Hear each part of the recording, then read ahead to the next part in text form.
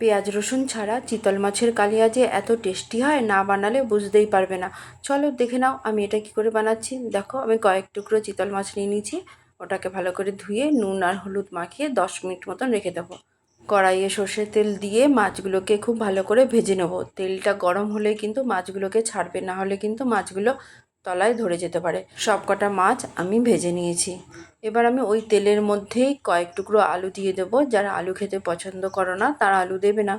আলুটা আমি ভালো করে ভেজে নেব। আলু ভাজতে ভাজতে একটা মশলার পেস্ট বানাচ্ছি, সেই কারণে আমি কয়েকটা কাঁচা লঙ্কা, আদা আর দুটো টমেটো নিয়ে নিলাম। আর নিয়ে নেব 1 চামচ মতন সাদা তিল।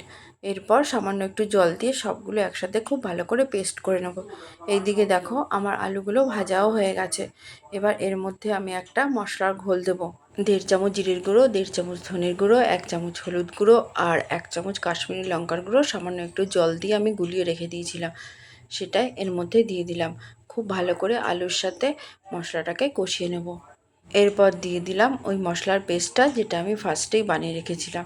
সবগুলো একসাথে খুব ভালো করে কষিয়ে নিতে হবে। মশলাটা যেন খুব ভালো করে কষানো হয়, না হলে মশলার কাঁচা গন্ধ বেরোলে কিন্তু খেতে একদমই ভালো লাগবে না।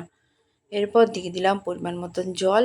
মাছের পিসগুলো যেহেতু বেশি ছিল, সেই কারণে জলটা আমি একটু বেশি করে দিয়েছি। তার কারণ ঝোলের সাথে মাছটা যদি না ফোটে ভালো করে, তাহলে খেতে ভালো লাগবে না। এরপর দিয়ে দিলাম পরিমাণ মতো নুন। তারপরে সবগুলো একসাথে খুব ভালো করে মিশিয়ে নেব। এরপর একটু ফুটতে দেব। 5-7 মিনিট পর ভেজে রাখা মাছগুলো আমি এর মধ্যে দিয়ে দিলাম। তোমাদের যদি আমার এই রেসিপিটা ভালো লাগে, লাইক করবে, কমেন্ট করবে, শেয়ার করবে আর ফলো করবে। এবার আমি ঝোলের সাথে মাছগুলোকে খুব ভালো করে মিশিয়ে নেব। ঢেকে রাখবো 15 মিনিট মতো। এর মধ্যে কিন্তু আলুগুলো খুব ভালো করে নরম হয়ে যাবে। এবার আমি আরেকটা কড়াই নিয়েছি। ওই কড়াইয়ের মধ্যে আর একটু সর্ষের তেল দিয়ে দিলাম। তেলটা গরম হয়ে গেলে এর মধ্যে আমি জিরে আর গোটা গরম মশলা ফোড়নে দিয়ে দেবো। ফোড়নটা কিন্তু খুব ভালো করে ভাজা ভাজা করে নেব। ফোড়নটা আমার রেডি হয়ে গেছে। এবার যেখানে মাছ আর আলু ঝোলের মধ্যে ফুটছিল, সেখানে আমি ফোড়নটা দিয়ে দিলাম। এইভাবে যদি রান্নাটা করো, খেতে কিন্তু ভীষণ টেস্টি হয়। এরপর এর মধ্যে সামান্য একটু চিনি দিয়ে দিলাম। যারা চিনি খেতে পছন্দ করো না তারা কিন্তু দেবে না। এরপর দিয়ে দেব গরম মশলার গুঁড়ো। দিয়ে সবগুলো একসাথে খুব ভালো করে মিশিয়ে নেব।